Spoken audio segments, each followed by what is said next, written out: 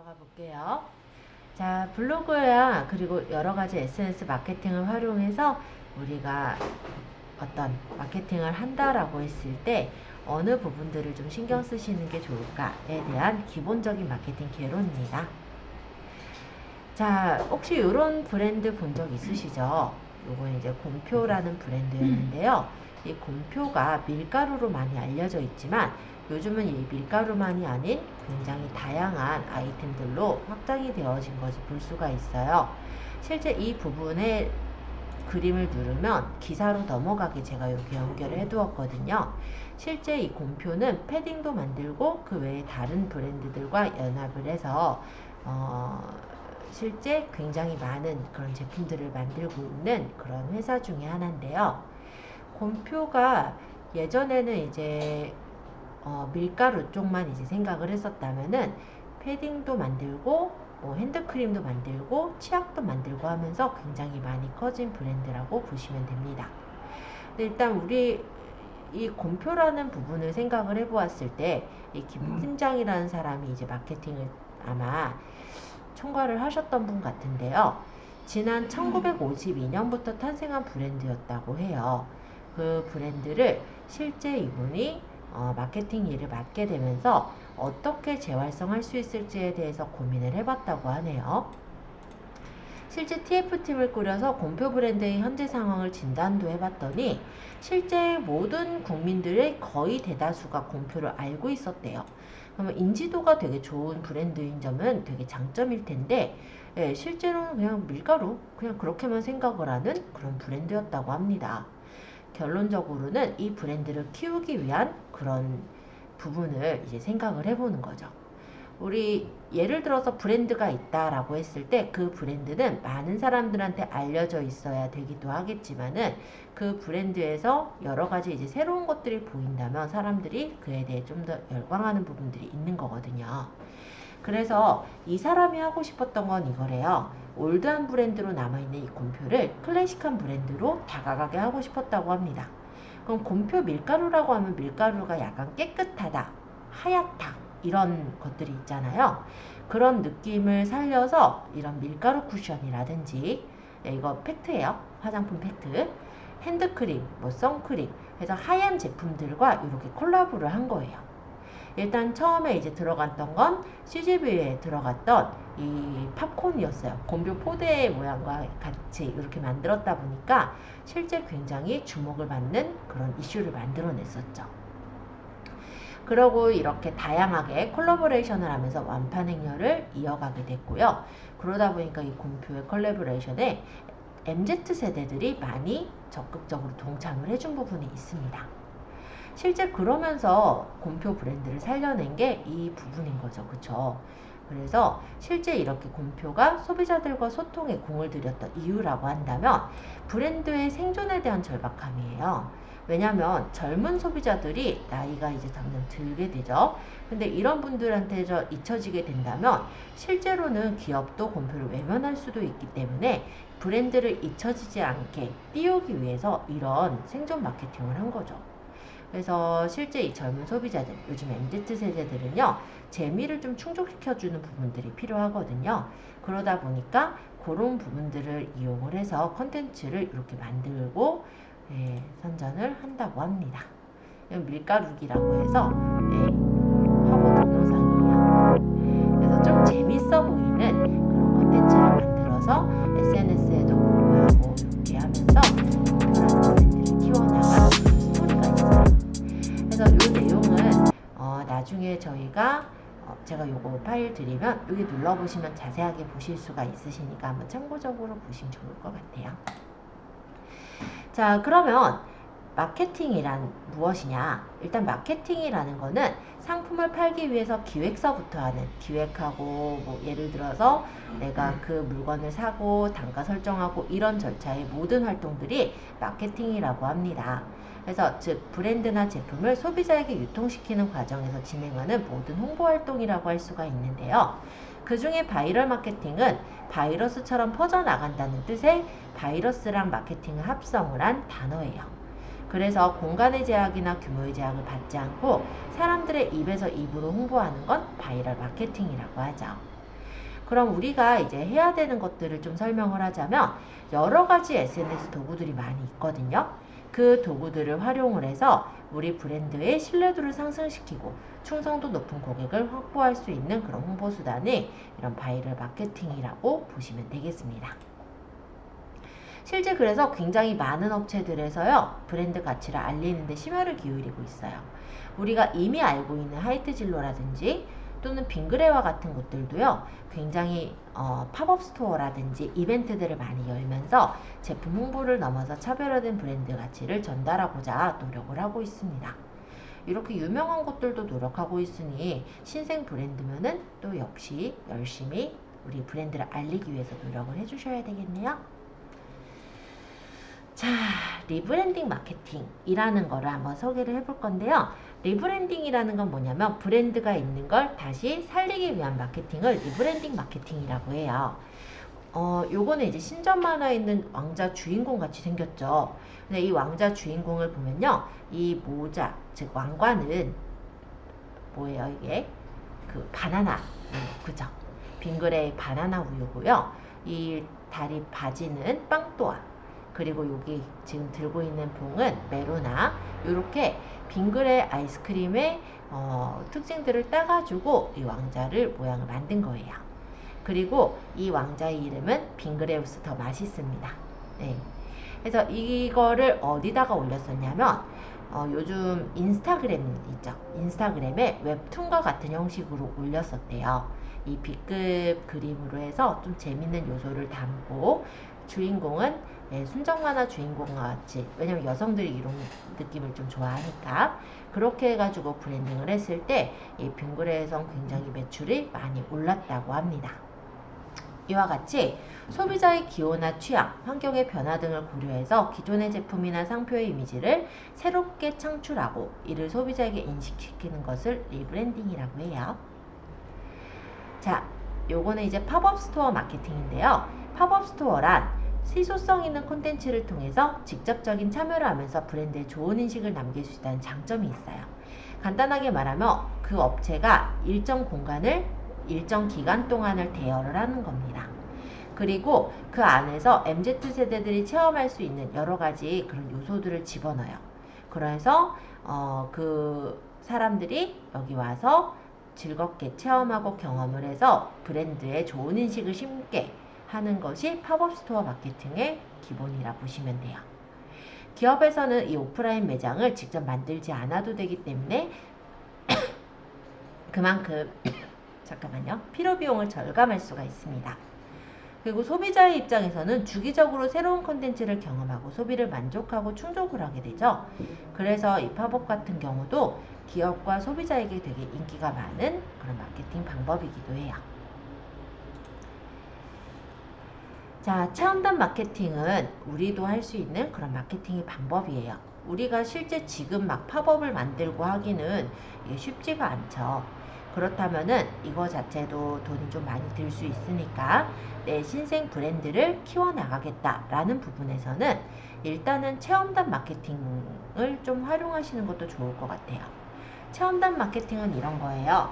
예를 들어 내가 어떤 서비스를 제공하는 업체 사장님이다 라고 한다면 블로그나 인스타를 잘 하시는, 또는 내가 이제 만약에 네일 쪽이다 그럼 뷰티 좀 뭐랄까 이쁘게 꾸미는 것을 좋아하는 그런 사람들을 우리 서비스를 제공을 해주고 그거를 SNS에 올리게끔 하는 거라고 생각을 하시면 됩니다.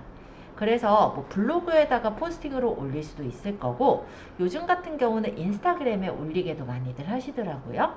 자, 어쨌든 이렇게 체험단 마케팅을 했을 때 그것이 이제 매출로 이어지는 과정은 이렇게 진행이 돼요.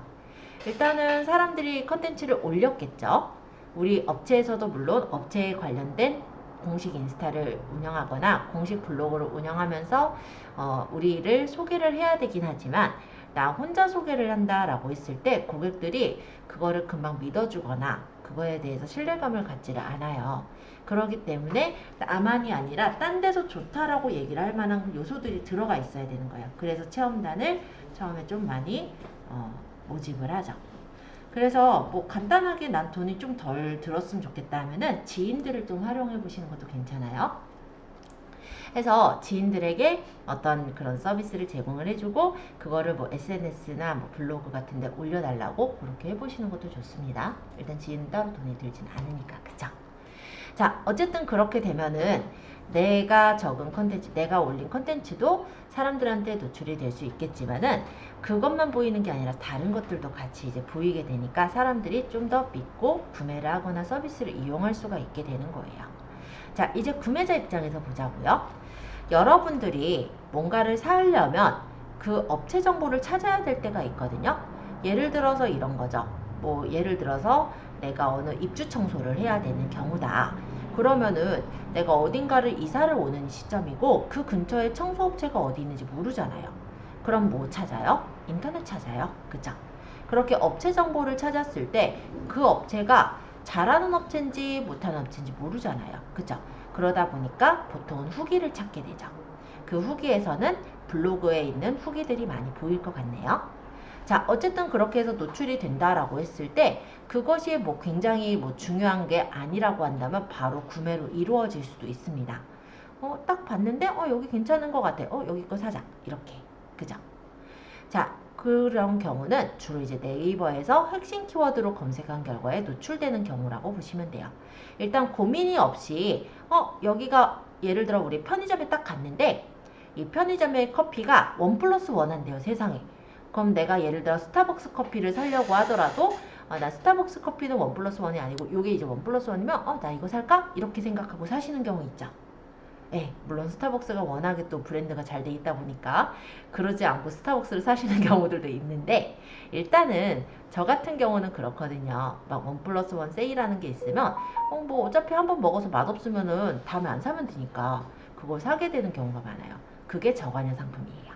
내가 고민 안 하고 이거 사볼까? 이렇게 사는 거.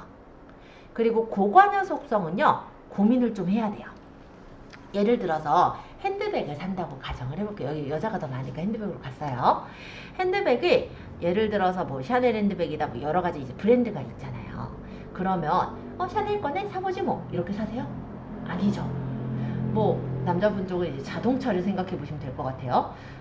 예를 들어서 제 남자친구 이제 된 사람, 신랑 된 사람은요 차를 고를 때 거의 한 1년 고른 것 같아요. 네. 왜냐면 차를 사면은 못 바꾸고 또 돈도 많이 들잖아요. 그러다 보니까 이거 살까 저거 살까 이게 좀 더 나을 것 같아. 이게 더 나은 것 같아. 이렇게 고민을 많이 하고 사는 것들이 있거든요. 그거는 고관여 속성의 상품이에요. 자, 어쨌든 차를 산다라고 해도 내가 어느 차가 좋다로 끝나지 않아요. 보통 어떻게 하냐면 유튜브에서 그 차의 나쁜 점, 좋은 점, 가격대 다 보고요. 블로그 보고 인스타 보고 장난 아니에요. 남자들도 안 따지고 살 것 같죠? 그렇지 않더라고요. 자, 어찌됐건 간에 그렇게 뭐 구매업체 같은 경우도 고관여로 해야 되는 경우들이 있어요. 예를 들어 인테리어 업체다. 그러면 우리 인테리어 그냥 해보고 마음에 안 들면 바꾸지 뭐 이럴 수가 없거든요. 그러면 여러 가지 이제 업체들 찾아보고 그러면서 고민을 하시게 되잖아요. 그래서 만약에 이사를 간다라고 했을 때 업체 인테리어 정보를 찾는다라고 했을 때 블로그에 있는 내용을 보고 여기가 좀 괜찮네 하면은 보통 여기 이런 식으로 킵을 해놓고 또 보고 고민하고 사게 되죠. 그렇게 구매가 가능성이 높은 고객에게 브랜드 인지 기회를 가질 수 있는 그런 부분이 이런 체험단 마케팅의 경우라고도 할 수가 있겠습니다. 세 번째, 구매를 결정하기 전에 상품에 대해서 자세한 내용 또는 평판을 확인하고자 하는 고객에게 노출됨으로써 바로 구매로 이루어지는 그런 경우도 있어요. 자, 그거는 여러분들도 아마 많이들 보셨었을 건데 내가 만약 어떤 브랜드 명으로 검색을 했는데 거기 리뷰가 많이 떠 있는 거예요. 그럼 그 리뷰를 보고 구매를 하시는 경우들 있죠? 그런 경우들이 요 세 번째 경우에 해당이 되겠습니다. 주로는 이제 네이버에서 검색한 경우도 많지만요. 요즘은 네이버만 검색 엔진으로 쓰지 않아요. 사람들이 유튜브에서도 검색해서 보고요. 그리고 인스타 같은 데서도 해시태그로 검색을 해서 보기도 해요. 그래서 이런 경우들이 또 구매로 이루어지는 경우가 되죠. 예를 들어서 인스타 같은 경우는 맛집 같은 거 찾을 때도 인스타에서 많이 찾더라고요. 그러면은 거기서 예를 들어 뭐 신사동 파스타집 이렇게 찾을 때 여기 맛있어 보인다 이렇게 해서 찾아가시는 경우들도 있다라는 거죠. 또 네 번째, 상품 구매를 어느 정도 고려하면서 상품에 대한 자세한 내용 혹은 평판을 확인하고자 하는 고객에게 노출되는 경우가 있는데요. 이 경우도 고관여 속성의 상품들이 좀 많습니다. 보통 이제 냉장고를 산다. 그러면은 냉장고도 그냥 바로 살 수가 없다 보니 후기들을 많이 따져보게 되잖아요. 그때 리뷰들을 많이 찾아보게 되다 보니 그런 경우가 매출로 이어지는 그런 과정이 되겠죠. 자, 다섯째, 우연히 발견한 상품 정보를 보고 구매 욕망이 일어날 때가 있어요. 여러분들 혹시 SNS상에 광고를 보고 저거 되게 신기하다. 저거 어떻게 뭐 괜찮을까? 이렇게 찾아본 적이 있지 않나요? 뭐 SNS까지는 안 가더라도 홈쇼핑만 해도 있어요. 예를 들어서 홈쇼핑에 한 밤중에 보면요. 뭐 여러 가지 뭐 별걸 다 써는 가게가 있어요. 그러면 저런 가위 진짜 괜찮은가? 생각이 들고요. 저걸 사자라는 생각이 바로 들기보다 괜찮은가 하고 저는 인터넷을 먼저 검색을 하게 되거든요. 그러면은 가까운 미래로 괜찮다라는 판단이 나면 바로 구매로 이루어지는 그런 경우가 되잖아요. 그런 것들이 다섯째. 자, 여섯 번째, 우연히 발견한 상품 정보를 보고 그 브랜드를 기억하게 되는 경우들이 있습니다. 자, 이런 경우 인스타그램의 SNS를 통해서 공유된 상황이 많을 거고요. 브랜드의 효과를 거두고 있는 상황이 되겠죠. 어쨌든 체험단 마케팅은 우리가 어떤 서비스나 아니면 제품을 제공해 줌으로써 그것을 SNS에 올려주는 조건으로 일단 제공을 해주는 거예요. 그러면 그 후기들이 이제 올려져 있다 보니 다른 사람들이 궁금한 사람들이 그걸 보고 매출로 이어지게 되는 그런 과정이 체험단 마케팅이라고 하시면 되겠습니다. 자, 어쨌든 고객이 찾아오는 경우는요. 아까 얘기했듯이 검색을 통해 찾아오거나 아니면 우리가 이제 광고를 해서 찾아오거나 아니면 뭐 톡방이든 아니면 커뮤니티들 있죠. 그런 커뮤니티에 이게 진짜 좋던데 하고 뭐 예를 들어 받아보았을 때 또는 알게 되었을 때 그렇게 되면서 노출이 되는 거예요. 그러면은 여러 가지 이런 노출되어 있는 자료들 중에 서로 어떤 게 좀 더 나을지 비교를 해보게 되고 그때 이제 콘텐츠나 소통을 통해서 그 브랜드에 대해 호감을 갖게 됩니다. 그리고 확신을 갖게 되면 그 홈페이지 같은 데서 이제 구매가 이루어지겠죠. 그럼 구매를 해보고 정말 쓸만했다. 그럼 신뢰가 쌓이면서 이 제품 좋더라를 이제 다른 친구한테도 추천을 해주게 되겠죠. 이런 경로를 거치게 되는 게 일반적인 콘텐츠 마케팅이라고 보시면 되세요. 자, 그러면 저 단계까지 거쳐지게끔 하기 위해서는 우리는 어떻게 해야 될까요? 일단 굉장히 많은 제품, 서비스들 중에서 내가 있어요 라는 걸 계속해서 알려야 돼요. 굉장히 많은 사람들 속에서 나를 찾게끔 하기 위해서는 계속해서 나는 나 있어요 이렇게 점프를 뛰거나 손을 들어야 되지 않을까요? 그 단계가 발견이라고 생각하시면 될 것 같아요. 그래서 어떻게 우리를 알게 할 것인가 일단 발견이 필요할 거고 그 중에서 사람들이 이게 괜찮은 것 같아 라고 선택을 할 수 있게끔 하시는 게 필요하실 겁니다. 자, 그러기 위해서 내가 있어요를 알리기 위한 그런 채널들이에요. 자, 기본적으로 사이트는 가급적이면 갖춰두시는 걸 저는 추천을 드려요. 왜냐면 여러분들이 그냥 생각을 해보자고요. 예를 들어 블로그에서 정보를 봤어요. 이 정보가 괜찮다라고 생각이 든다면 사이트를 찾아보게 되는 경우가 많은데 사이트 자체가 없다라고 한다면 블로그만 적혀 있다라고 한다면 뭔가 조금 믿음이 조금 덜 가는 부분들이 있을 거예요. 그러다 보니 사이트는 가급적이면 만들어 주시는 게 저는 좋다라고 얘기는 드리고 있어요. 뭐 만약에 사이트를 만들 여건 자체가 안 된다면 블로그도 요즘 홈페이지형 블로그 형태로는 만들 수가 있거든요. 그렇게라도 좀 해두시면 업체 쪽에서 나을 거다. 근데 사이트 만드는 거 같은 경우 사이트를 만들고 계속해서 뭐 업로드하고 이렇게 고칠 거는 많진 않아요. 그래서 일종의 베이스 캠프 역할로 그냥 간단하게 우리 업체가 이러이러한 서비스를 해요 라는 걸 알리는 사이트가 있으면 좋겠다라는 거고요. 근데 우리가 사이트를 멋있게 만들어 놓는다고 해서 사람들이 검색해서 들어오지를 못합니다. 우리 사이트 그러니까 서비스명을 딱 안다면 그거를 이제 뭐 찾아서 들어오는 사람이야 있겠지만 고객들이 그럴 리는 없죠. 예를 들어서 뭐 네일 아트를 한다. 좀 전에 네일 아트 사장님 왔었다 보니까 네일 아트를 얘기를 했는데 네일 아트를 한다라고 한다면 무엇을 찾게 되냐면 고객들은 그 땡땡 네일이라는 그 상호를 몰라요. 아는 사람이야 찾겠죠. 근데 그게 아니라 뭐 가을 네일이라든지 뭐 예를 들어 본인이 하고 싶은 네일을 찾아서 들어올 거란 말이에요. 그때 이제 검색어는 키워드라고 해요. 그리고 그 키워드가 우리가 검색을 했을 때 앞쪽에 뜨게끔 해주는 애들이 얘네들이에요. 뭐 블로그도 있고 카페도 있고 지식인, 네이버 포스트 이런 것들을 이용해서 상위에 노출을 시켜주는 것들이다 라고 생각하시면 돼요. 뭐 간단하게 말하자면은 뭐 가을 지금 할로윈은 사실 좀 그렇긴 한데 뭐 이런 식으로 내가 하고 싶은 거를 칠 거예요. 그쵸? 이렇게 봤을 때 뭐 요게 이제 키워드라고 보시면 되겠고, 요게 예를 들어서 뭐 이런 식으로 치거나 아니면 아예 내가 광진구에 있는 네일아트를 찾거나 이런 식으로 치겠죠.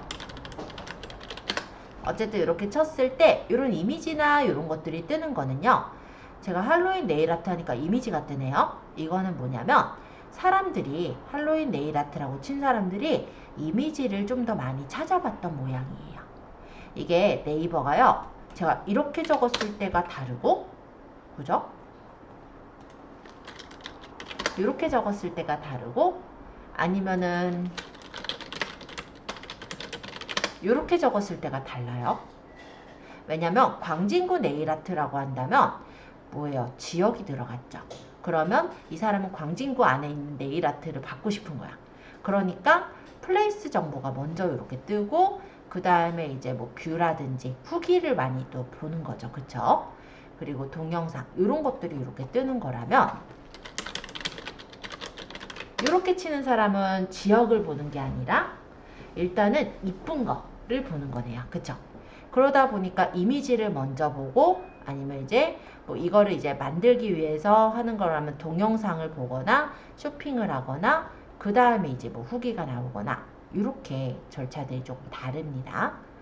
어쨌든 간에 이렇게 찾았을 때 보여지는 게 뭐가 보였어요? 블로그, 그리고 카페, 또는 아까 할로윈 다이렉트 하니까 밑에 보니까 지식인 있더라고요. 이런 것들이 보이지 사이트 자체가 바로 보이지 않죠. 그래서 일단은 사람들이 검색을 했을 때 상위 노출이 되게끔, 그래서 우리 서비스를 알게끔 하기 위한 애들이 얘네들인 거예요. SNS들 중에서도. 자, 그래서 만약 블로그를 보고 이거 여기 서비스 괜찮다라고 한다면 그때 이제 예약하기를 하거나 아니면 사이트로 들어가서 예약을 하거나 하겠죠. 만약 어떤 상품이다 그러면 블로그에 있는 내용을 보고 이거 괜찮네 하면 그때 이제 우리 사이트로 가서 물건을 사겠죠. 요렇게가 이루어지는 거예요. 자, 검색은 여기까지만 생각하면 되는데 우리 검색하는 고객들만 잡으실 건 아니잖아요. 그럼 내 서비스가 이런 게 있어요를 이런 걸 활용할 만한 사람들한테 알려야 돼요. 그게 바로 공유 확산의 도구예요. 그래서 뭐 트위터서부터 뭐 다양한 도구들이 있는데요. 요렇게도 할 수가 있죠. 뭐 인스타그램에다가 상품을 그 사진 같은 거 또는 릴스 같은 걸 올리고 실제 거기 인스타그램의 프로필에 보면은 웹사이트를 넣는 공간이 있거든요. 거기서 뭐 주문을 할 수 있는 쇼핑몰로 넘어가게 한다든지 이렇게 퍼뜨리는 그런 경우들도 있을 거예요. 아마 여러분들 혹시 단톡방 같은 거 활용을 하신다라고 한다면 그 단톡방에서 좀 재미있는 것들이나 아니면은 뭐 좋은 정보라고 했을 때 사람들이 단톡방에 올리고 여러분들이 아마 들어가서 보셔서 진짜 괜찮다라고 한다면 또 다른 사람한테 퍼뜨리는 경우 있으실 거예요. 그래서 이런 공유랑 확산의 경우는 바로 SNS 채널들에서 주로 이루어지게 됩니다. 그래서 공유 확산을 위해서는 우리는 이런 SNS까지 다루셔야 되는 부분인 거죠. 그리고 만약에 어떤 기관이다 라고 할게요. 예를 들어서 무슨 학원이다 라고 했을 때는 그 학원의 신뢰감을 좀 더 줘야 되잖아요. 그러면 뉴스 기사, 신문 기사에 난 학원이면 어때요? 좀 믿을만한 느낌이 나지 않나요? 그래서 블로그만 그런 경우 쓰지 않고요. 기사를 쓰시기도 해요. 그럼 이 기사를 어떻게 쓰냐? 예, 뭐 KBS나 이런 데는 당연히 안 되겠지만 일반적인 인터넷 신문은요. 우리가 돈만 내면 써줘요. 한 돈이 얼마 정도 드냐면 한 포스팅당, 물론 업체마다 좀 다르긴 한데 한 8만 원 정도면 씁니다. 그렇게 해가지고 뭐 입시학원들 같은 경우는 강사들 자신의 몸값을 높여야 되잖아요. 그래야 무슨 강사하면은 뭐 돈 엄청 주고 막 이런다면서요. 그죠? 그러다 보니까 자기가 이제 뭐 수능에 대해서 뭐 어떤 에세이처럼 쭉 써가지고 뭐 분석하는 그런 내용 같은 거 써가지고 그거를 이제 기사로 해가지고 뭐 선생님이 이렇게 인터뷰했다라는 그런 내용을 이렇게 적거든요. 그러면 이거 내용 보면서 그 사람 얼굴 딱 들어가 있고 하니까 아, 여기 이 사람이 굉장히 되게 잘 가르치는 또는 전문적인 사람이구나. 이렇게 생각하면서 그 사람을 찾아오게 되는 거예요. 그래서 신뢰감을 준다라고 했을 땐 당연히 블로그에 그냥 끌적끌적 적는 것에 비해선 아무래도 어떤 기관을 거쳐서 들어가는 이런 뉴스, 인터넷 글 이런 것들을 좀 더 활용해 주시면 좋을 것 같고요. 이런 부분들에는 다 해시태그가 들어갑니다. 해시태그는 간단히 말하면 키워드라고 생각하셔도 돼요. 그래서 이게 사람들한테 보여지게끔 되는 부분에서요. 일단 뭐 검색을 하는 사람들에게 보여지는 부분에서는 아, 얘네들이 이 크롤러라는 애들이 이런 내용들을 긁어요. 그래서 예를 들어서 뭐 이 해시태그에다가 뭐 아까 네일아트 얘기했으니까 뭐 네일아트 뭐 가을 네일 뭐 할로윈 네일 뭐 이런 해시태그를 적었다라고 한다면 이런 부분에 관심을 갖는 사람들에게 내 컨텐츠를 보여줘 라고 얘기하는 것과 같거든요. 그래서 나중에 이제 블로그나 이런 거를 작성을 하실 때 물론 그 글 안에도 키워드가 들어가긴 하겠지만 그거를 좀 더 우리가 강조하는 역할로 해시태그를 쓰시기도 하더라 정도로 이해를 해주시면 될 것 같아요. 자, 그럼 바이럴 마케팅의 유형을 따져보자면 콘텐츠는 정보 제공자 중심과 정보 수용자 중심으로 나눠보실 수가 있습니다. 근데 그렇게 복잡하게 본다기보다 블로그나 카페 지식인은 정보 제공자 역할도 할 수 있고 수용자의 역할도 할 수가 있어요. 그래서 여러분들이 이 블로그는 좀 잘 다루셨으면 좋겠고요. 카페 같은 경우는 블로그랑 성격이 좀 비슷하기는 하거든요. 그래서 더 나아가서는 카페나 지식인까지 마케팅을 좀 더 펼쳐 나가셨으면 해요. 지식인은 어떤 경우에 쓰느냐? 아까 간단하게만 한번 볼까요?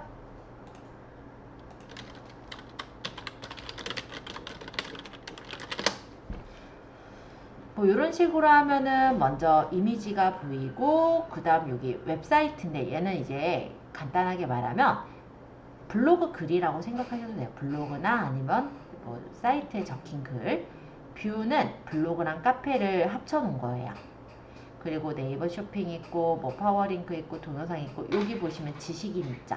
이 지식인에 보시면은 제가 그냥 네일아트를 친 이유는 아까 사장님 네일아트 사장님이 왔다 가셔서 일 뿐이니까 네일아트를 신경 안 쓰셔도 되고요. 내용만 일단 보세요. 네일아트 컬러 추천해주세요 해가지고 뭐 한번 도전하려고요. 뭐 추천해주세요 라고 했잖아요. 이 사람이 글을 올린 거에 이렇게 답변이 들어가요. 그래서 이 답변을 보면은 샵으로 이렇게 연결되죠. 누군가가 이런 부분들을 궁금해해서 남겼을 때 만약에 이 부분이 나와 맞는 질문이면 내가 이렇게 답변을 하면서 내 몰로 끌어올 수가 있다 라고 보시면 돼요. 그래서 무슨 업체를 추천해 달라는 글이 있다면 그 글에 내 업체를 넣으시면 되는 거겠죠. 근데 어떻게 보면 이게 광고 같은 느낌이 날 수도 있을 건데요. 실제 그렇게 안 보이게끔 잘 꾸며서 적는 게 우리가 하는 그런 방법이라고 보시면 될 것 같아요. 예를 들어 이런 경우도 괜찮아요. 여기서 이제 네일 아트 컬러 추천해 주세요 라고 했잖아요. 그럼 여기는 이제 어떠한 컬러가 좋아요. 이걸 어떻게 살 수 있으니까 참고해 주세요. 이렇게 적었는데 컬러만이 아니라 이런 경우라고 한다면 예를 들어 네일 아트 뭐 업체 추천해 주세요 라든지 뭐 그렇다라고 한다면 무슨 업체 무슨 업체 무슨 업체를 넣을 때 다른 데서 충분히 알 수 있는 유명한 업체를 넣으면서 중간에 우리 업체를 껴서 넣는 거예요. 그것도 하나의 마케팅 방법이라고도 볼 수 있죠. 또 이 질문자 자체를 우리가 네이버 아이디는 개인당 3개까지 만들 수 있거든요. 그러면 하나의 아이디는 질문자 역할을 한다면 다른 우리 공식 아이디로는 대답자의 역할을 해서 넣고 다른 거 이제 다른 뭐 지인들의 아이디 가지고 뭐 예를 들어서 뭐 공감을 한다든지 뭐 이런 식의 그런 경우로 활용을 하실 수도 있으시니까 지식인 부분도 한번 생각을 해보실 분들은 활용해 보시면 많이 도움 되실 겁니다. 그래서 정보를 제공하는 역할도 할 수가 있고요. 정보를 수용하는 역할도 할 수 있는 게 이 세 가지 그런 채널들이에요. 자, 이번엔 정보 생산 중심과 유통 중심으로도 나눠 보았는데요. 이 중에서도 블로그나 페이스북 또는 카카오 스토리와 같은 것들은 정보 생산과 유통을 함께 진행할 수 있는 채널이라고 할 수가 있겠습니다. 왜냐면 블로그에다가 우리가 글을 적은 건 정보 생산일 텐데요. 그거를 예를 들어 단톡방에다가 올려가지고 다른 사람들이 보게 한다 라면은 그거는 이제 유통이 되는 거잖아요.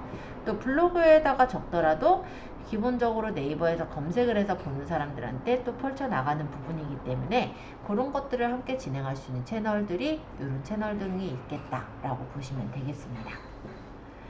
자, 그래서 이제 마케팅 채널을 조금 구분지어서 한번 생각을 해본다면 공식 채널을 우리가 좀 마련을 해주시는 게 좋아요. 이 채널들을 모두 만들어라라는 의미는 아니고요.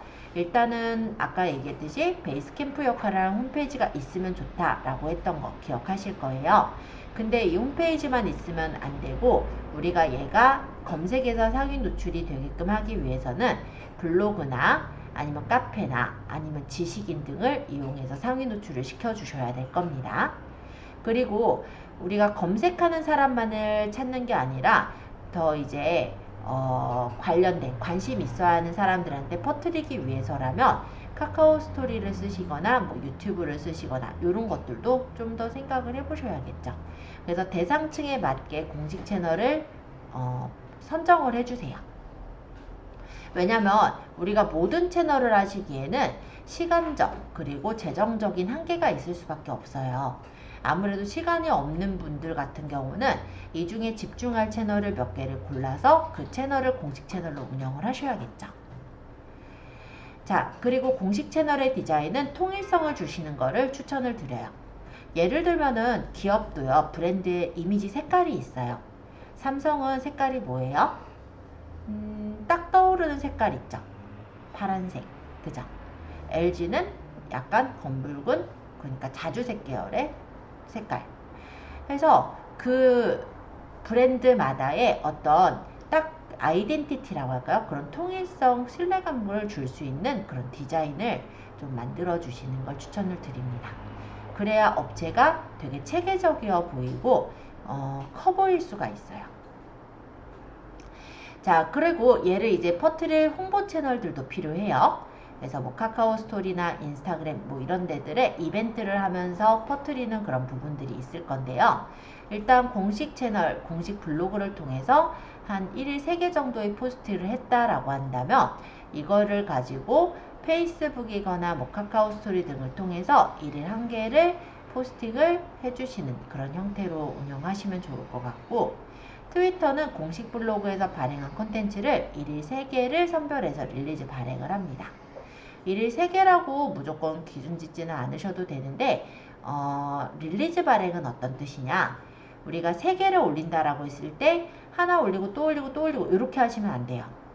왜냐면 SNS는요 원래는 소통의 도구지 광고 홍보의 도구가 아니에요. 우리가 일단은 그런 SNS를 활용해서 마케팅을 하려는 부분이기 때문에 이거는 이제 어떤 부분을 따지게 되냐면 SNS 측에서는 얘네가 지나치게 마케팅을 하는지 그런 활동을 따져요. 그걸 이제 어뷰징이라고 하거든요. 그래서 실제 제가 테스트 해보기도 했던 부분인데, 예를 들어 인스타에다가 게시글 하나 올릴 땐 잘 올라가요. 근데 그 이후에 또다시 게시물을 올리면 걔는 도달률이 확 떨어져요. 그리고 바로 또 이어서 또 다른 게시물을 올리면 아예 내 피드에도 잘 안 떠요. 그게 섀도우뱅이라고 하거든요. 섀도우뱅이 걸리는 게 왜 그러냐면 지나치게 계속해서 마케팅을 한다라고 이 인스타라든지 SNS 채널에서 인식을 했기 때문에 그래요. 물론 시간이 좀 지나고 나서는 다시 풀리기는 하는데 가급적이면 그렇게 하지 마시고, 릴리즈 발행이라는 건 이런 거예요. 예를 들어 한 아침 무렵에 하나 올렸다면은 한 2-3시간 있다가 올린다든지 약간의 시간 텀들을 두고 올려라 라는 의미로 보시면 돼요. 그리고 우리가 나 있어요, 내가 상품이 좋아요 라는 거를 계속해서 알리는 부분에서는 일단 고객이 득이 될 만한 것들이 있으면 좋습니다. 그래서 브랜드의 홍보나 콘텐츠 홍보를 제대로 이루기 위해서는 이벤트가 아무래도 빠질 수가 없을 거예요. 예를 들어 어떤 데서 뭐 이벤트를 하는데 누구누구를 그러니까 뭐 친구 뭐 추천 이벤트라든지 댓글 다는 이벤트 이런 것들을 진행을 한다라고 했을 때 뭐 인스타에서 예를 들어서 친구 뭐 팔로우를 하고 뭐를 하세요라는 어떤 방침대로 그렇게 하게 되면은 실제 내가 인스타에 팔로우 되어 있는 다른 사람들도 내 계정에서 그 내용을 또 볼 수가 있게 그렇게 연결이 되는 거잖아요. 그러다 보니까 일단은 홍보를 한다라고 하실 때는 나중에는 이벤트가 좀 들어가셔야 더 많은 사람들한테 홍보가 될 수가 있을 거예요. 그래서 이벤트 진행도 좀 생각을 하셔야 돼요. 그리고 실제 우리가 이렇게 마케팅을 하는 이유가 원래 어떤 것을 위해서죠? 결론적으로 기업의 본질적인 이유일 텐데 내가 돈을 벌기 위해서예요. 그죠? 그러려면은 홍보로 끝나면 안 되죠. 일단은 홍보를 하고 여기서 이제 관심을 갖는 사람들이 상담을 할 수 있는 그런 창구가 필요합니다. 그게 바로 카카오톡이나 아니면 네이버 입장으로는 네이버 톡톡 이런 정도가 될 거예요. 그래서 카카오톡 같은 경우는 고객과의 실시간 상담 창구로 활용을 하면서 그 예를 들어서 내 서비스에 만족한 고객이 그 서비스를 계속해서 활용할 수 있는 우리 회사의 어떤 이벤트를 안내하는 그런 채널로도 활용을 할 수가 있겠죠. 아마 여러분들 카톡 쓰고 있어서 아시겠지만 어떤 업체에서 서비스를 이용을 했을 때 그 업체에서 그러니까 친구 추가를 해놓은 그 업체에서 이벤트가 계속해서 카톡으로 날라오는 그런 경우들을 보셨을 거예요. 그런 것들까지 같이 이루어진다면 마케팅이 아마 제대로 된 마케팅이 될 거다라고 생각을 합니다. 자, 일단 하셔야 되는 순서는 이와 같아요. 무조건 마케팅을 하겠다는 옳지 않아요. 먼저 하셔야 되는 건 기획을 하셔야 됩니다. 왜냐면 여기 지금 모여있는 분들이 마케팅을 한다라고 했을 때 그 대상층들은 모두 다가 다르거든요. 예를 들어 내가 유튜브로 어떤 컨텐츠를 올려서 하겠다라는 어떤 기획 또한 그 안에서 그 컨텐츠를 볼 대상층이 어떤 걸 좋아할 것인지 이런 것들을 파악을 해주셔야 되는 게 기획 단계라고 보시면 돼요. 예를 들어서 유튜브만 생각하더라도요. 그러니까 내가 만약에 업체가 있고 그 업체에서 마케팅을 하겠다라고 한다면 어떤 마케팅을 할 때 어떤 대상층을 대상으로 어떠한 것을 알릴 건지에 대한 기획이 필요할 거예요. 그리고 우리가 아무데나 여러 SNS가 굉장히 많은데 다 올리다 보면은 진짜 지친다고 했죠. 그러다 보니 일단은 내 고객이 주로 활동하는 채널을 파악을 하셔야 될 거예요. 예를 들어서 뭐 밴드는 어떤 특징이 있고 뭐는 어떤 특징이 있고 저번에 아마 사전평가 때 말씀을 드린 것 같긴 한데 그에 맞는 공식 채널을 제작을 하셔야겠죠. 그리고 그 안에 컨텐츠를 생산하고 이벤트도 진행하고 다른 업체랑 제휴를 하는 등 이렇게 검색에 상위 노출이 될 수 있게 계속해서 활동을 해주시면서 공유해서 퍼져나가게 해주셔야 돼요. 그렇게 확산이 됐을 때 나의 브랜드 가치가 상승하게 되는 거예요. 그래서 이런 부분들을 어떻게 진행을 하느냐 요거의 그냥 구체적인 내용이에요. 첫 번째 기획 단계에선 일단 벤치마킹이 필요할 것 같아요. 나 혼자 이렇게 했을 때 여기가 잘 될 거다 이렇게 생각을 했을 때는 그냥 나만의 생각이잖아요. 그러니까 그게 아니라 이미 어느 정도 잘 되어지고 있는 업체들을 파악을 해보시는 거예요. 그래서 그 업체에서는 어떤 내용들을 가지고 운영을 하고 있고 그렇다면 나의 브랜드랑의 차이점은 어떤 건지 그리고 우리 브랜드에서의 주력 상품은 무엇을 둘 것인지 그럼 이 주력 상품을 사기 위한 우리 브랜드의 타겟은 어떤 사람들이 될 것인지 그리고 경쟁사랑 우리랑 겹치는 서비스 그리고 그 중에서 내가 더 나은 서비스 이런 것들이 있는지 이런 것들을 다 분석을 해주셔야겠죠. 그리고 이 단계가 이제 기획 단계라 보시면 되는데 그때 이제 채널과 컨텐츠에 대한 기획도 세우게 돼요. 그러면 내 타겟을 파악을 했잖아요. 그러면 이 타겟들이 어떤 채널을 좀 주로 볼 거네. 그럼 그런 채널들을 파악을 해서 제작도 하셔야 될 거고 또 어떤 컨셉으로 나갈 것인지 그런 컨셉과 방향도 설정을 하셔야 됩니다. 그리고 아까 얘기했듯이 퍼뜨리는데 이벤트만 한 게 없기는 해요. 그래서 이벤트랑 후기를 쌓을 수 있는 그런 프로모션들도 아마 생각을 해 두셔야 될 거예요. 이 단계에서는 사실은 사업을 하시는 분들 같은 경우 사업계획서 제작할 때 여기까지 다 만들곤 해요. 근데 거기까지가 좀 힘드시다라고 한다면 적어도 이런 기획 정도는 좀 해주셨으면 해요. 그러고 나서 이제 공식 채널을 제작을 합니다.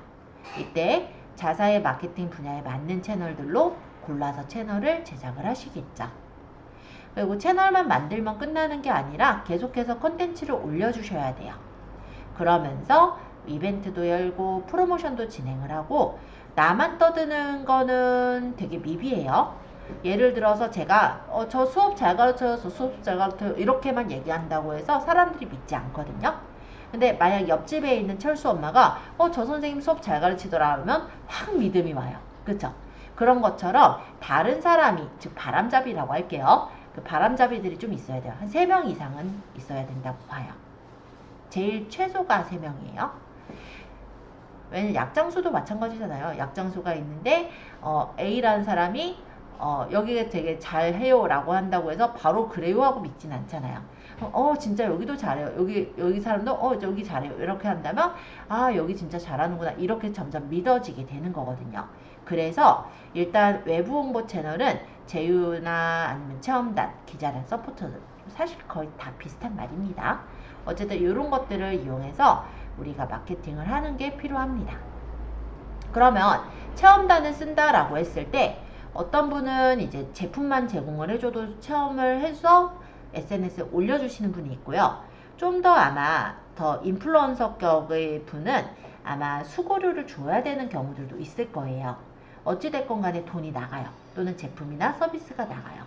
그럼 우리가 그렇게 돈을 들였을 때 정말 효과가 좋았는가 이것까지 측정을 하셔야 돼요. 왜냐면 돈만 나가면 내가 그게 정말 효과가 좋았는지 모르잖아요. 그래서 어느 기간 동안에 예를 들어 체험단을 썼다라고 한다면 그 기간에 이후에 이제 효과를 파악을 해봅니다.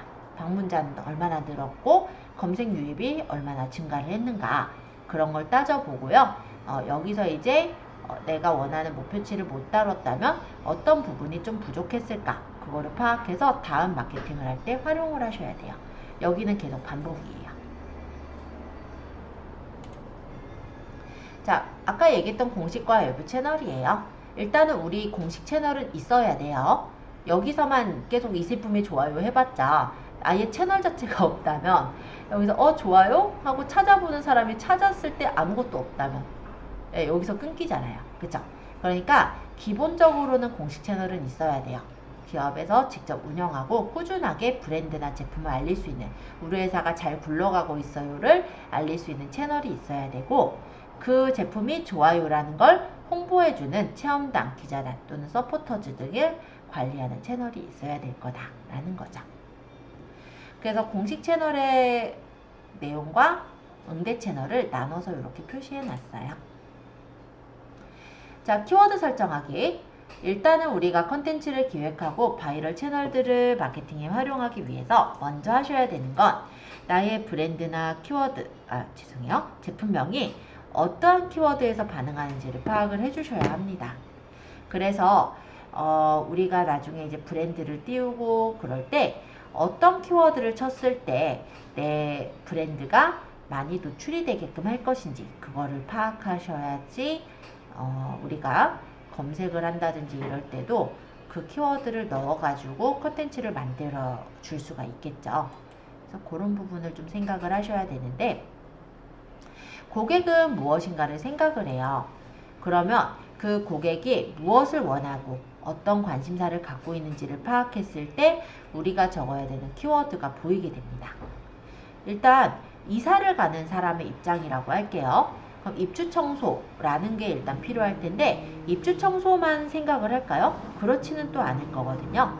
예를 들어서 입주 청소 비용도 일단 궁금할 거고 그 업체가 잘하는지도 궁금할 거고 뭐 그 외에 이제 뭐 후기 같은 것도 궁금할 거고 아니면은 이제 몇 평의 어느 정도 하는지 이런 것들도 다 궁금할 수가 있어요. 그리고 제가 말한 이외의 것들도 더 궁금할 수가 있습니다. 일단은 고객의 입장에서 생각을 해보는 거예요. 그랬을 때 구매자의 입장에서 쓸 수가 있어요. 그러면 고객이 딱 봤을 때 이러이러한 것들이 다 충족이 된다면 여기 업체에서 하는 게 좋겠다라는 설득까지 이어질 수가 있겠죠. 그래서 고객의 공감을 불러올 때 마케팅은 성공한 마케팅이 되는 겁니다. 여러분들이 마케팅을 할 때 성과가 생각보다 안 나는 이유 중에 하나는 뭐냐면요. 은연중에 자기 입장에서 생각을 해요. 구매자의 입장에서, 그러니까 고객의 입장에서 생각을 해야 되는데 우리가 상대방의 입장이 아닌 판매자의 입장에서 팔고 있으신 경우가 많아요. 그렇다면은 고객은 고객하고 이제 다른 내용을 얘기하잖아요. 일단 판매자의 입장으로 생각을 해볼게요. 일단 간단히 말하면 저는 구매자 입장, 고객 입장에서 화장품이라고 한다면 에센스가 뭔지 세럼이 뭔지 뭐가 뭔지 전혀 모르겠어요. 남자가 아니라 여잔데도 몰라요. 근데 이제 판매자 입장에서 그거를 자기가 알잖아요. 알다 보니까 막 전문적인 용어들이 막 나와버리거든요. 그러면 고객의 입장에서는 이게 충족이 안 될 수도 있죠.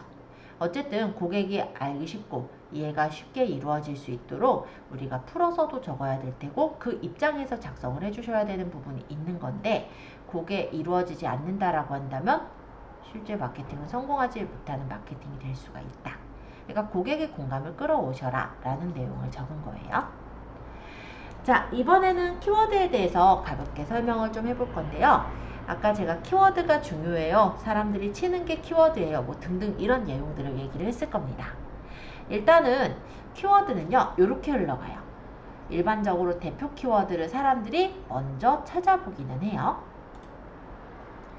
그 다음에 이제 이 대표 키워드로 쳐봐도 내가 원하는 정보가 없다 보니 조금씩 세부 키워드로 갑니다. 여기까지는 많이 안 가겠지만 어찌됐건 간에 여기는 대표 키워드고 이쪽은 세부 키워드예요. 근데 판매자의 입장에서는요. 예를 들어 옷을 팔고 싶은 사람은 여성 의류로 노출되고 싶어 해요. 실제 구매는 이쪽에서 이루어지는데. 자, 이 대표 키워드는 대상 범위도 굉장히 넓죠? 그리고 조회수는 사실 되게 많은 키워드입니다. 그렇지만 이 키워드로 상위 노출시키기는 진짜 하늘의 별 따기예요. 그리고 노출이 잠깐 되었더라도 금방 내려가요. 그러다 보면 내가 이거 블로그로 띄우기는 어려우니까 광고를 띄워야겠다 라고 또 생각을 하세요. 그래서 광고를 띄우잖아요. 근데 이걸로 광고를 띄워서 상위 노출시키고 싶은 판매자가 얼마나 많을까요? 그러면 서로 간의 경쟁이 일어나요. 되게 경쟁이 치열한 업체들은 10만원 채워놔도 광고가 금방 나가요.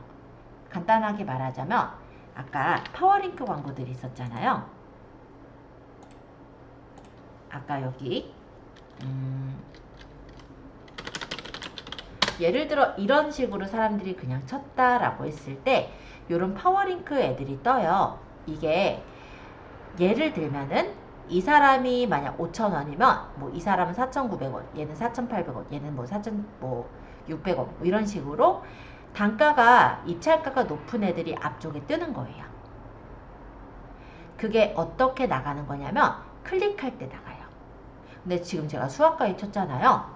실제 이거를 저번에 이제 단가를 한번 검색을 해본 적이 있어요. 이 수학과외라는 키워드가 단가가 얼마였었냐면 그 당시 8,000 얼마였어요. 거기 이제 부가세가 10%가 붙어요. 그러면 거의 한 번 클릭당 9,000원이 나가요. 근데 10만원 채워놓으면 10번 정도 클릭하면 이미 없어져요.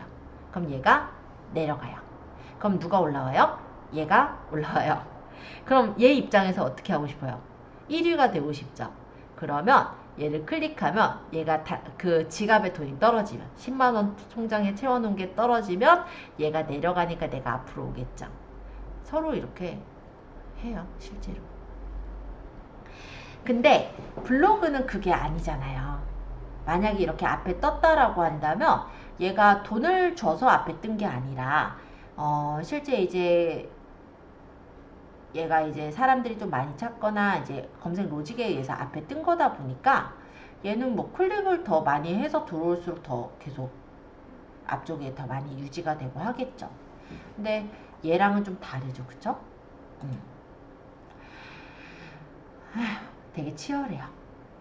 그리고 블로그 같은 경우도 계속해서 블로그를 그 대표 키워드를 이용해서 쓰시는 분들이 많기 때문에 내가 상위 노출시키기가 되게 힘들어요.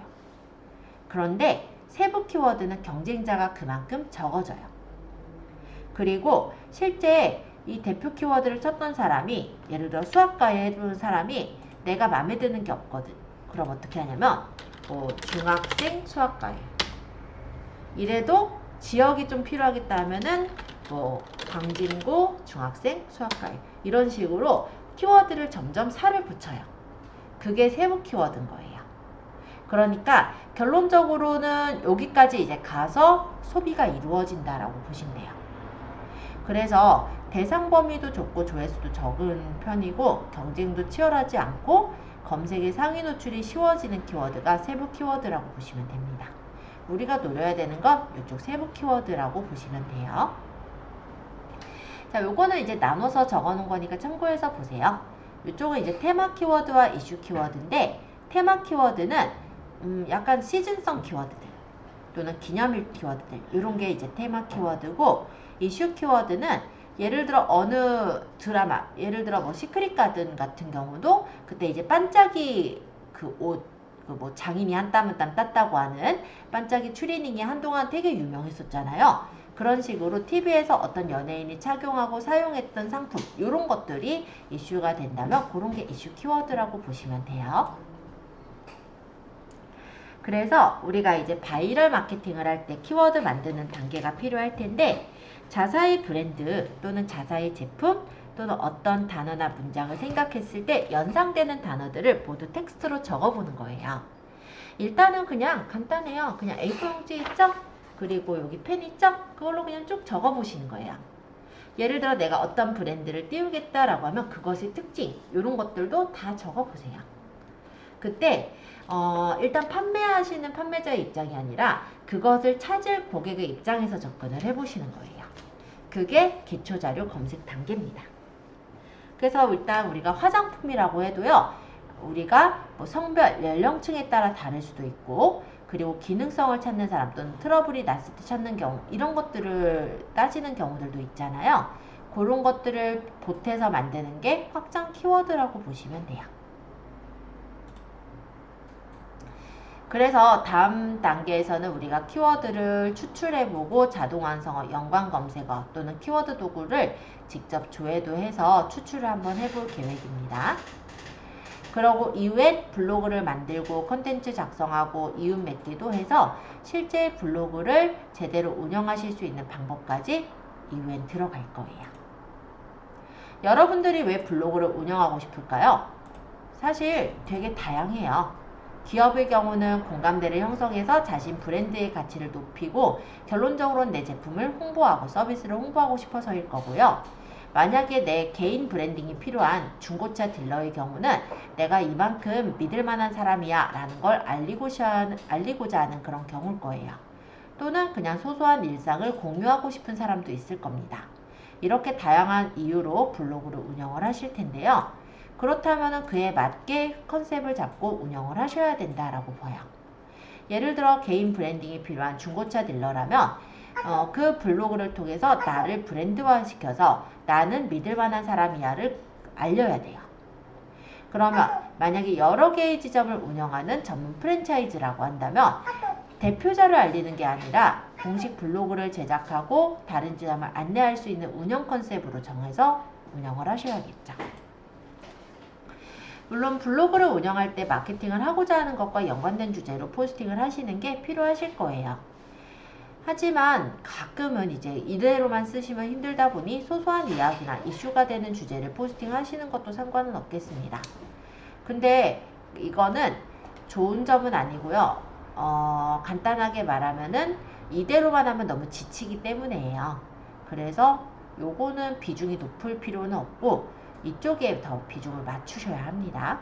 저번에 제가 C랭크 알고리즘 말씀드렸죠. 아, 저번이 아니겠구나.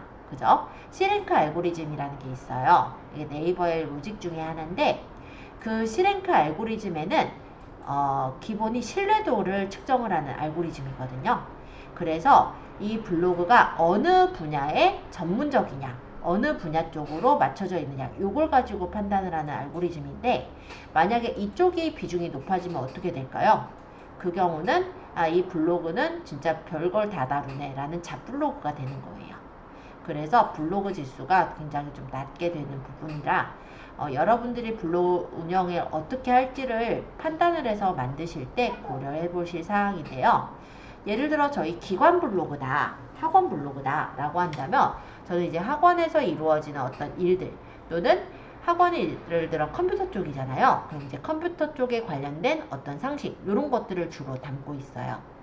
그리고 이런 블로그는 어떤 경우에 주로 담느냐, 제가 서브 블로그를 담고 있는 게 잡블로그가 하나 있는데 그건 이제 뭐 체험단이나 뭐 이런 리뷰 같은 것들을 적는 일반 블로그라고 보시면 돼요. 그래서 이런 블로그를 키우는 이유는 여러분들이 이제 여러 가지 서비스들을 이용을 하시거나 아니면 이제 제공을 하신다라고 했을 때 제가 그냥 홍보를 하기 위해서 띄우는 그런 블로그죠. 그래서 여기다가는 그런 걸 올리지 않고 이 부분에 그런 내용들을 올리거든요. 그렇게 좀 나눠서 분류를 해서 블로그를 운영을 하셔야 돼요. 나중에는. 아까 네이버의 아이디 3개까지 만들 수 있어요 라고 했잖아요. 그러면 각각의 아이디마다 블로그를 만들 수가 있는 거예요. 그렇기 때문에 내가 갖출 수 있는 블로그의 개수는 총 3개까지가 다 가능하거든요. 그래서 하나는 예를 들어 우리 마케팅 서비스에 대한 블로그를 만드시고 나머지 뭐 2개는 예를 들어 뭐 잡블로그로 운영을 한다든지 이렇게 해서 뭐 얘를 간혹 이제 홍보하는 용도로 그렇게 쓰시는 것도 괜찮으실 거다. 이 정도 말씀드려 보겠습니다.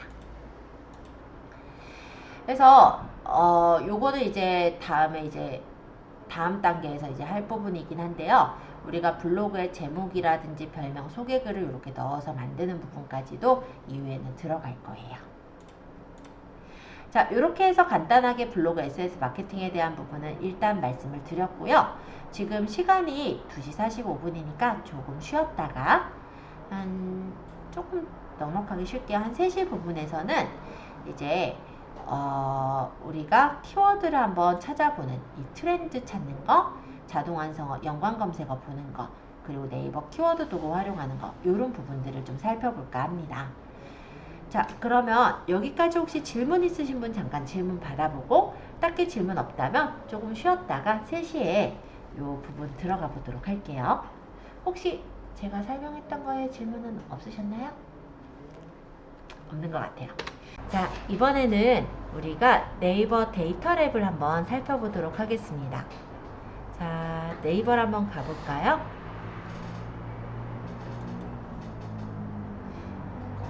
네이버에서 우리가 키워드를 검색을 하거나 해서 보실 때 참고하셔야 되는 사이트들이 몇 가지가 있어서 그거를 좀 설명드린다고 생각하시면 돼요. 자, 네이버에다가 네이버 데이터 랩이라고 한번 쳐볼게요. 여기에는 검색어 트렌드와 쇼핑 인사이트를 우리가 활용을 해볼까 해요. 그래서 여기 첫 번째 네이버 데이터 랩이라는 버튼을 눌러 들어가시게 되면 쇼핑 인사이트라고 해서 쇼핑 분야별 클릭 추이와 분야별 검색 현황을 살펴볼 수가 있습니다. 요즘 생활건강 쪽에선 다이어리랑 뭐 이런 것들을 많이 찾나봐요. 여긴 넘어가고 우리가 볼 거는 검색어 트렌드와 쇼핑 인사이트예요. 자, 검색어 트렌드로 넘어가서 볼게요. 자, 요거는 네이버 통합 검색에서 특정 검색어가 얼마나 많이 검색되었는지를 확인할 수가 있어요. 예를 들어서 이거를 알게 되면은 보통 이런 거를 볼 수가 있는데 상품은 일반적으로 성수기가 있고 그렇지 않을 때가 있잖아요. 그 부분을 우리가 파악을 한다면 대략 어느 부분에 마케팅을 좀 집중해야 되는지 그런 시기를 좀 알 수가 있겠죠. 자, 주제어를 한번 적어 볼게요. 기왕에 아까 뭐 네일아트 했으니까 네일아트를 한번 해볼까요? 아니면 뭐 캠핑 좋아하시는 분은 캠핑 쳐봐도 되고요. 아니면 뭐 다른 거, 뭐 아예 뭐 비키니 이렇게 좀 극명하게 드러나는 걸로 적어 보셔도 돼요. 자, 주제어를 적었고요. 그러고 기간을 잡을 건데 기간은 1년을 기간으로 삽니다. 그래서 2022년 작년도 1월 1일서부터 작년도 12월 말일까지로 1년을 보기 좋게 그래프로 놓을게요. 그리고 다른 조건을 고르셔도 되지만 저는 이대로 데이터를 조회해 보도록 하겠습니다. 자, 그러면 언제 사람들이 많이 네일 아트라는 걸 검색을 하는가, 이런 걸 찾아볼 수가 있는데요. 지금 보니까 지금 이 무렵대 여름이 다가오는 이 시점대 네일 아트를 많이 찾아요. 보면 5월 29일, 뭐 6월 요 초 이 무렵이 네일 아트를 제일 많이 찾은 때라고 하네요. 그리고 이제 8월, 9월 때는 좀 낮아졌다가 점점점 10월 넘어가면서 또 그래프가 이렇게 올라가는 그런 그래프를 확인을 해볼 수가 있어요. 여기서 100이라는 건 그냥 수치라고 보시면 되는데 100건을 검색했다라는 의미가 아니라 제가 아까 1년이라는 어떤 기간을 두었을 때 그 기간에서 제일 높은 수치가 6월 2일이었다라는 거랑 생각을 해주시면 됩니다. 자, 그러면 이렇게 보았을 때 그러면은 사람들이 어느 무렵에 내 상품을 좀 많이 찾겠구나 라는 걸 파악할 수가 있고요. 예를 들어서 네일아트가 6월 2일하고 그리고 겨울 무렵을 따져보면은 대략 한 12월 초 무렵이 되게 성수기라고 보시면 돼요. 그러니까 대략적으로 언제 떨어져 있냐면 8월에서 9월 사이, 이때가 이제 추석 무렵이거든요. 추석 무렵은 오히려 있는 네일아트도 지우더라고요. 아니면 되게 단촐하게 하거나 그러다가 늘어나요. 그렇게 보시면 돼요. 아무래도 시댁에 가거나 할 때는 조금 단촐하게 해야지 이게 너무 화려하면은 눈에 좀 보일 수가 있어서 그런 것들을 좀 맞추는 부분들도 있다 보니 그럴 것 같습니다. 자, 어찌됐건 간에 그래프가 이렇게 나타내고 있다면 12월 달쯤에는 되게 성수기니까 우리가 준비해야 되는 건 이 그래프가 높아지게 되는 시점, 이때부터 이제 우리는 이때를 좀 준비를 해야 돼요. 그럼 내가 만약에 검색으로 상위 노출을 노리겠다라고 한다면 이 성수기 대비 1, 2개월 전부터를 생각을 하셔야 됩니다. 한 10월 달부터 준비를 한다라고 생각하시면 아마 이쯤에는 그래도 상위 노출을 많이 노릴 수가 있는 상태일 거예요. 그리고 SNS 같은 경우는 보통 이제 검색을 한다기보다는 서로 이제 막 공유하고 이런 부분들이 주로 많은 시점이잖아요. 그렇기 때문에 이때 우리가 컨텐츠를 계속해서 올리는 것보다도 이 무렵 때 좀 집중적으로 올리는 게 SNS 쪽에선 좀 더 나을 거라는 거죠. 예를 들어 인스타그램 같은 경우는 최신의 것들을 사람들이 더 좋아하는 경향들이 있잖아요. 그러다 보니까 이 무렵 때 좀 컨텐츠를 좀 많이 올려서 퍼뜨려야 된다면 블로그나 이런 것들은 지수라는 부분도 차이가 있다 보니까 이 무렵 때부터 좀 주의를 해서 계속해서 키워나가셔야 될 거다라는 그런 트렌드, 이런 것들을 확인할 수 있는 메뉴가 바로 검색어 트렌드예요. 자, 간단하게 보셨다면 옆에 쇼핑인사이트도 한번 구경해 볼게요. 쇼핑인사이트는 쇼핑몰을 운영하시려는 사장님들이 좀 더 보시면 좋은 그런 메뉴입니다. 예를 들어서 내가 어떤 에센스를 팔아요. 그러면은 예를 들어 200 에센스다 또는 보습 크림이다 라고 한다면 이 보습 크림이 쇼핑에 가보면 카테고리가 있거든요. 뭐 화장품, 미용, 스킨케어, 크림 이렇게가 있죠. 그러면 제가 여기서 메뉴를 화장품, 미용에 스킨케어, 화장품, 미용인데 왜 농구 사고용품 나오고 메뉴가 좀 이상한데요? 이게 골라진 거 맞아?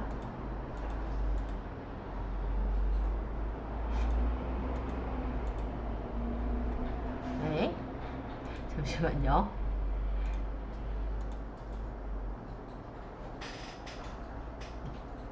원래 이제 1차 분류, 2차 분류, 3차 분류 해서 그에 맞는 카테고리로 바뀌어야 되는데 뭔가 이 사이트가 조금 이상하네요.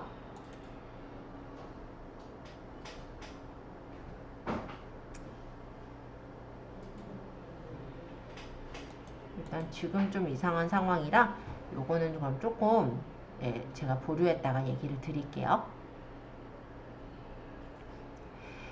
그래서 저 쇼핑인사이트는 대략적으로 무엇을 알 수 있냐면 그 제품을 우리가 딱 본다기보다도 그 기간 동안에 그 관련 카테고리에서 사람들이 어떤 걸 좀 많이 찾았는지 그런 거를 체크할 때 확인할 수 있어요.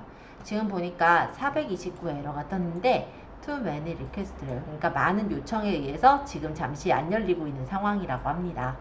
일단 나중에 설명 한번 다시 할게요. 이거는. 자, 그러면 두 번째, 이번에는 자동완성어랑 연관검색어에 대해서 소개를 좀 하겠습니다.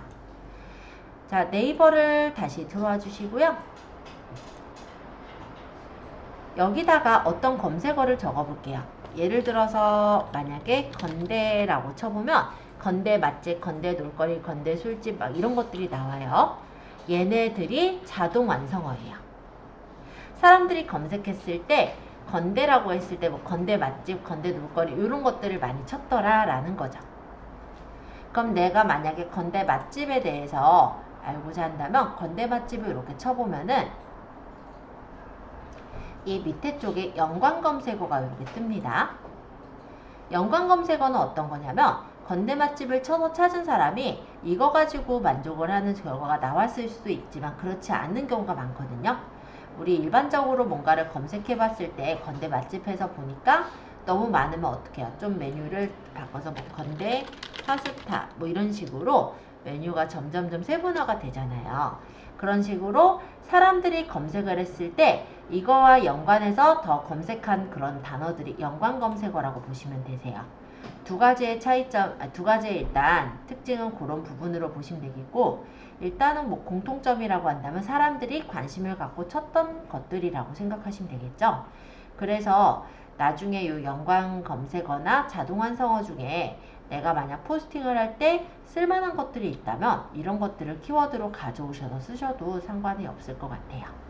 예를 들어 내가 건대 맛집으로 띄우고 싶은 사람이에요. 또는 뭐 건대 파스타집을 띄우고 싶은 사람이에요. 그러면은 건대 파스타라고 쳤을 때 연관 검색어가 건대 파스타 맛집, 건대 입구 파스타 또는 뭐 건대 맛집, 뭐 건대 뭐 피자도 있네요. 파스타랑 피자를 같이 생각하는 사람들도 있었던 거죠. 이런 식으로 파악을 해서 키워드를 뽑아낼 수가 있는 그런 부분이라 대표 여기 지금 자동 완성어, 연관 검색어를 활용해서도 블로그의 키워드를 뽑을 수가 있더라 라는 걸 소개를 해보았습니다. 자, 그럼 세 번째, 네이버 키워드 도구 활용하기 이 부분을 좀 살펴볼게요. 자, 이번에는 회원가입을 좀 하셔야 되는데요. 네이버로 가셔서 네이버 광고를 쳐주세요.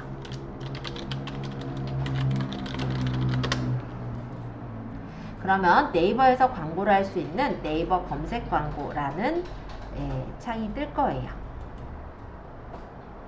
여기를 눌러서 네이버로 우리가 회원가입을 하셔야 돼요. 그러면 나중에 이제 네이버 아이디로 로그인 해가지고 검색 광고를 활용할 수 있어요. 저는 여기 이미 회원가입이 되어 있기 때문에 지금은 로그인을 해서 둘게요. 여러분들은 지금 가입을 아직 안 되어 있으신 분들은 가입을 진행해 주시면 되고요. 가입이 다 돼서 모두 로그인 되어 있는 걸 확인한 후에 계속해서 키워드 도구에 대해 설명드릴게요.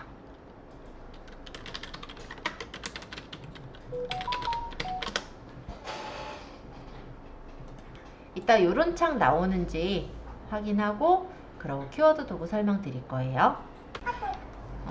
실제는 이제 비즈머니에 돈을 채워놔야 광고가 나가요.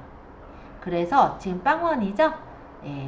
내가 뭘 잘못해도 광고 나갈 일은 없고 돈 나갈 일 없으니까 걱정 안 하셔도 돼요.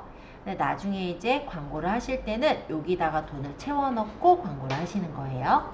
지금은 광고할 게 아니고 우리가 검색하려고 들어온 거니까 옆에 여기 키워드 도구를 한번 눌러주시겠어요? 그러고 여기다가 내가 찾아보고 싶은 키워드들을 한번 적어보세요. 최대 5개까지 일단 적을 수 있고요. 기억이 잘 안 나시면 뭐 하나하나 2개 적으셔도 상관은 없습니다.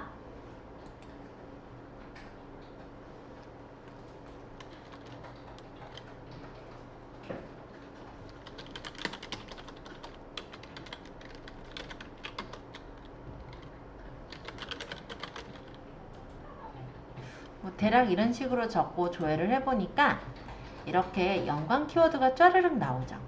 이렇게 이 검색 광고라는 데를 활용해 보면 내가 생각했던 키워드 외에 연관되는 키워드들을 이렇게 잔뜩 얻을 수가 있어요. 그리고 좋은 점은 뭐냐면 이 키워드를 보시면 월간 검색수가 나오죠. 이 월간 검색수는 최근 한 달간 네이버를 사람들이 검색한 횟수를 말하거든요. 예를 들어 가을 네일이라는 거는 최근 한 달이라고 하면은 9월에서 10월 사이일 텐데 9월 중순에서 10월 중순 사이에 6,050건 PC에선 찾았고 모바일에서 55,000건 찾았대요. 엄청 많이 찾았네요. 그죠? 그런데 이 월 평균 클릭수라는 거는 사람들이 그렇게 찾았을 때 뭐가 나오냐면 이런 식으로 찾았을 때 파워링크가 나오고 또는 뭐 블로그에 보면 또 광고가 중간에 붙어 있고 하잖아요. 그거를 클릭한 수를 말해요. 그래서 뭐 블로그를 본 횟수 이런 게 아니라 광고를 클릭한 수예요. 그래서 이게 이제 모집단, 얘가 이제 저쪽이 되고 이게 이제 월 평균 클릭률을 뽑은 거면 지금 사람들이 이렇게 모바일에서 찾았을 때 월 평균 클릭률은 이 검색어에 대한 관심도라고 생각을 하셔도 좋을 것 같아요. 그래서 월 평균 클릭을 따져 보았을 때 모바일이나 PC 기준에서 일단 1%대 1%를 넘어가거나 아니면 1% 조금 못 미치거나 이 정도면 굉장히 사람들이 많이 관심을 갖는 그런 키워드다라고도 볼 수가 있습니다. 이 가을 네일이라는 거는 월간 검색도 많고 그리고 월 평균 클릭으로 봐도 1%가 넘을 정도니까 꽤 많은 사람들이 관심을 갖는 키워드겠구나 라는 걸 볼 수가 있죠. 근데 이 네일아트라는 건 보시면요. 지금 월간 검색수가 5,080건, 모바일 같은 경우 84,000건 해서 오히려 보면 얘보다 많아요. 그런데 월 평균 클릭을 보면은 굉장히 낮아요. 그러면 요거는 사실은 너무나도 큰 대키워드인 거죠. 그래서 사람들이 별로 크게 관심을 갖지 않고 광고를 누르지 않았던 그런 키워드네요. 그래서 이런 부분들에 대한 연관 키워드에 대한 것도 뽑아볼 수가 있고요. 또 이 키워드를 한번 눌러보시면은 월별 검색 수위가 이렇게 나옵니다. 당연히 가을 네일을 찾았으니까 가을 무렵 때 점점 많아질 거죠. 그래서 9월에서부터 10월까지가 많고 그 다음에 그래프가 내려가는 구조고요. 남성, 여성이면 당연히 여성이 월등히 많고 월간 검색사 보니까 월간 검색수는 20대보다는 조금 경제력이 있는 30대, 40대가 많이 찾아보았구나 라는 것도 확인해 볼 수 있었네요. 자, 이런 식으로 간단한 트렌드까지도 확인할 수가 있어요. 그리고 이렇게 찾았을 때 연관 키워드가 관련된 키워드도 있고 그렇지 않은 키워드들도 있을 거예요. 예를 들어 이 봄 네일 아트는 어떤가 보니까 이게 10하고 꺾어져 있죠. 이거는 뭐냐면 10건 미만으로 찾았다라는 건데 월간 검색 수가 지금 1년을 다 따진 게 아니라 바로 최근에 한 달간이니까 봄을 지금 찾을 사람들은 거의 없겠죠. 그래서 월평균 클릭률도 지금 낮은 상태이구나 이런 걸 확인할 수가 있습니다. 그래서 이렇게 보면서 내가 여기서 이거는 이제 1%도 넘으면서 모집단도 좀 높다. 그러니까 검색도 많이 하면서 사람들이 광고도 눌러볼 정도로 관심을 좀 갖고 있다라고 한다면 이런 식으로 키워드를 선택을 해주시는 거예요. 겨울도 보면은 슬슬 찾기 시작하네요. 그죠? 뭐 손톱 네일 이거는 모집단이 좀 적은 편이긴 한데 클릭해서 본 비율은 좀 있으니까 가져가 볼까요? 내가 만약에 네일아트 하나 곳인데 젤네일 스티커랑 비교하는 컨텐츠로 올려도 되겠다 하면은 이런 것도 가져가도 될 것 같긴 해요. 자, 어찌됐건 간에 이런 식으로 키워드를 가져왔어요. 그러면 이 키워드를 다시 복사를 해서 여기다가 넣어볼게요. 그러고 조회를 해보면 또 이외에 관련되어 있는 그런 키워드들을 뽑을 수가 있습니다. 이런 식으로 한 2번에서 3번 정도 키워드를 회전해 보면은 내가 원하는 키워드들을 그래도 좀 더 질 좋은 키워드들을 뽑을 수가 있어요. 그러고 키워드를 보시면 여기 다운로드가 있고 필터가 있죠. 연관 키워드가 마음에 들게 뽑아졌을 때 필터를 걸어서 설정해 보시는 것도 좋은데요. 예를 들어서 나는 월간 검색수 모바일 기준에서 초과했으면 좋겠다.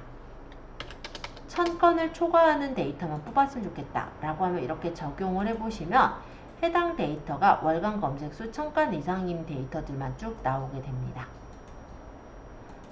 그래서 이런 식으로 내가 원하는 대로 필터를 뽑아볼 수도 있고, 내가 이렇게 뽑았을 때 마음에 드는 데이터들은 다운로드를 받아서 엑셀 파일로 보관을 할 수도 있어요.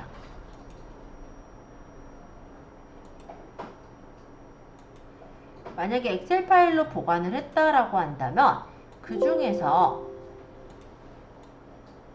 요 중에서 완전히 필요 없는 건 지워버리고 쓸만한 것들을 남겨놓은 다음에 그걸 가지고 분석을 해볼 수도 있겠죠.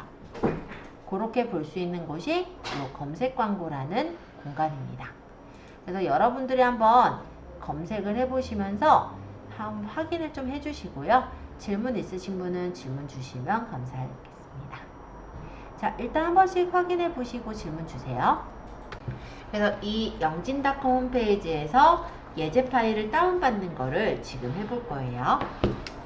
물론 예제 파일은 집에서도 다운받으실 수 있으시니까 기왕에 지금 하면서 우리 폴더를 만들고 우리 예제 파일을 그 폴더 안에 넣는 것까지 해서 오늘은 거기까지 마칠 거예요. 자, 이제 인터넷 들어가 주시고 네이버로 갈게요.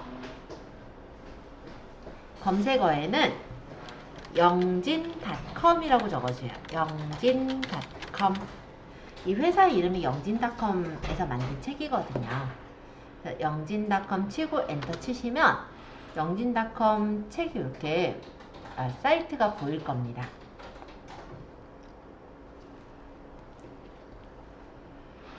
이 사이트를 들어가셔서 하단으로 내려보시면 부록 CD 다운로드라고 있어요. 여기를 들어갈게요. 클릭. 그리고 여기 검색창에 쓱이라고 적고 엔터 치시면 쓱싹 시리즈 책들이 모두 보일 겁니다. 여기서 저희 책은 요 3번째 있는 쓱하고 싹 배우는 블로그 앤 스마트 스토어예요. 여기 옆에 부록 CD 다운로드를 눌러주세요.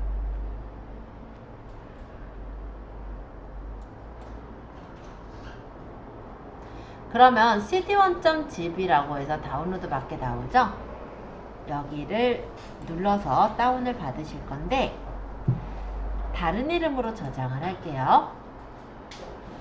그래서 예를 들어 문서에 폴더를 본인이 알아보기 쉽게 적고 파일 이름에 쓱싹 블로그 이런 식으로 바꿔서 저장을 해주시면은 이렇게 압축 파일이 받아졌죠?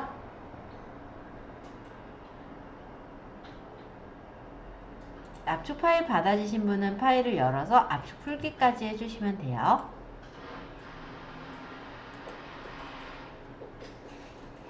그러면 이런 예제들을 다운받으실 수가 있고, 이 예제들은 앞으로 책에 나와 있는 내용을 그대로 작성을 해보는, 즉 컨텐츠 작성 실습하실 때 쓸 예제들이에요. 그래서 나중에 이제 받아져 있어야 좀 편하니까 지금 한번 이렇게 받아보았고요. 물론 집에서도 이와 같은 방법으로 다운로드를 받으셔도 되고, 아니면은 이걸 그대로 USB 같은 데 저장해 가셔서 집에서 활용하셔도 돼요. 그래서 이렇게까지 한번 다운받아 보는 거 해보시고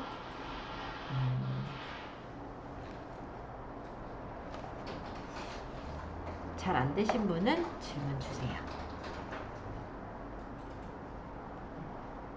아까 못 보여드렸던 쇼핑 인사이트 잠시 들어와서 설명하겠습니다. 요거는 이제 네이버에다 네이버 데이터랩이라고 쳤을 때 나오는 게 쇼핑 인사이트예요. 내가 무엇을 판매할 것인지 판매자의 입장에서 생각을 할 부분인데, 일단 쇼핑 인사이트에서 화장품에 아까 에센스로 간다고 했었죠. 그러면 내가 보습크림이었다. 보습크림이라고 쳐보면 쇼핑에서는 실제 얘가 화장품, 미용, 스킨케어, 크림에 있거든요. 근데 내가 만약에 어떤 보습크림을 팔겠다라는 게 정해졌을 수도 있고 그렇지 않을 수도 있어요. 그러면 화장품을 파시는 분이라고 했을 때 스킨케어 제품이 어떤 게 잘 나갈지 이런 게 궁금해서 찾아보시는 경우일 수도 있는 거죠. 자, 기간은 역시 1년으로 둘 건데 지금 당장을 찾지 않고 작년도 기준에서 찾습니다. 근데 지금 우리가 10월부터 11월, 12월 무렵까지를 팔 제품을 생각을 한다면 작년도 10월부터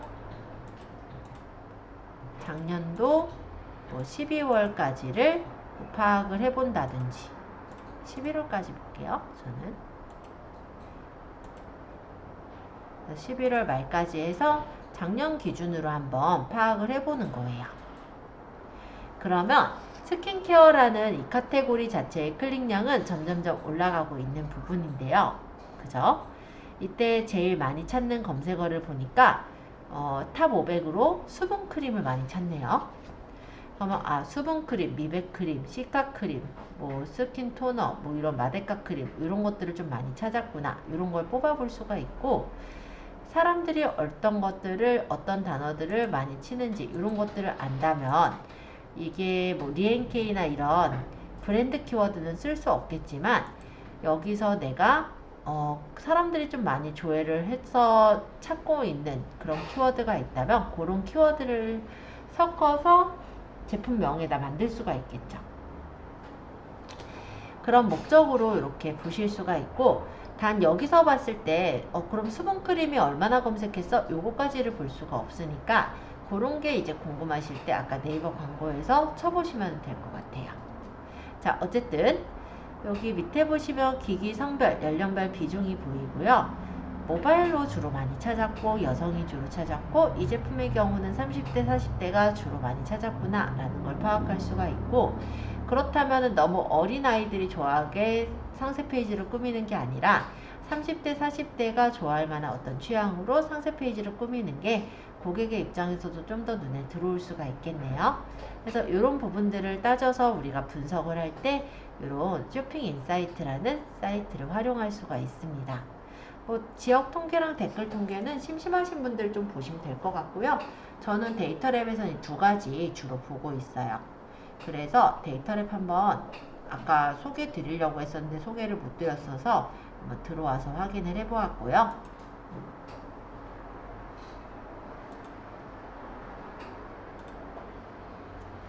구글에도요. 구글에 구글 트렌드라는 데가 있어요. 그래서 구글 검색에서 사람들이 뭘 많이 검색했나 이런 게 궁금하신 분들 있죠? 그런 분들은 구글 트렌드도 한번 시간 좀 남으니까 한번 검색해 보시면 좋을 것 같아요. 아까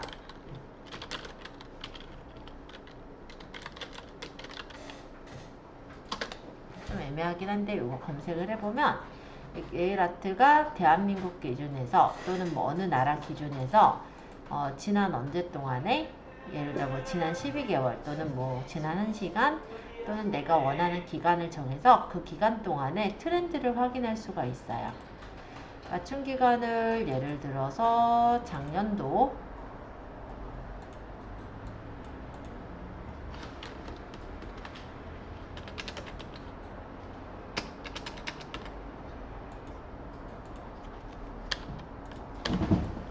에서부터 작년도 12월까지다. 이걸로 보면 됐었는데. 자, 이렇게 해서 확인을 해보면 그 기간으로 해서 뽑아 보았을 때 그 시간에 따른 관심도 변화를 이렇게 살펴볼 수 있는 그런 추세가 가능하고요. 그리고 지역별 관심도를 보았을 때도 어느 지역이 좀 많이 찾았나 봤더니 서울일 것 같았죠. 저도 좀 의외인데 대전에서 되게 많이 찾았네요. 자, 그래서 내일 디자인 뭐 주제 뭐 쓰기 뭐 이런 것들이 이제 관련 주제였다고 얘기를 합니다. 그리고 관련 검색어로는 네일 아트가 궁금하신 분은 아마 네일 아트 가격을 또 많이 찾아봤던 것 같고요. 뭐 네일 아트 중에 가을 네일 아트 학원 이런 것들을 많이 찾아보셨다고 해요.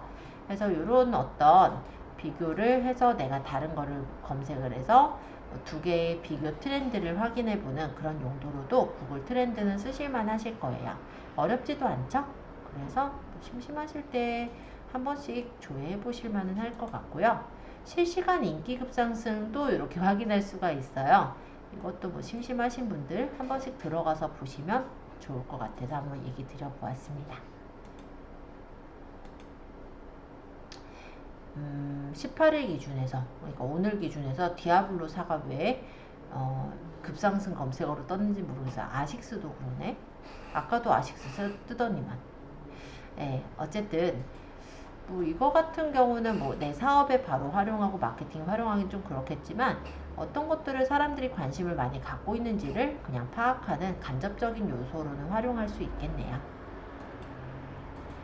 자, 이렇게 해서 아까 말씀드린 구글 트렌드까지 구글 트렌드 말고 네이버 트렌드까지 쭉 설명드렸고, 일단 기왕 조금 시간 남는 김에 구글 트렌드도 한번 말씀을 드려봤어요. 별로 어렵진 않으니까. 그럼 시간이 조금 어정지게 남아서 오늘은 여기까지 해서 수업을 하도록 하고요.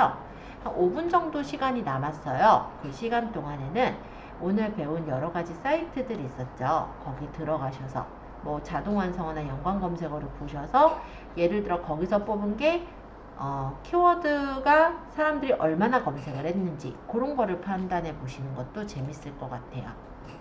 말로만 하면 좀 그러니까 한번 찾아볼게요. 아까 건대 파스타 막 이렇게 쳤잖아요. 이렇게 했을 때 건대 파스타 맛집, 뭐 건대 입구 파스타 이런 게 나왔었죠. 그러면 이렇게 보는 거예요.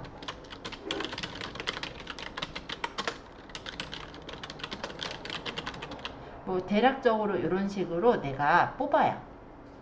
뭐 자동 완성어, 연관 검색어 뭐 이런 걸 조합해서 뽑았다면은 그거를 네이버 광고에 키워드 광고에서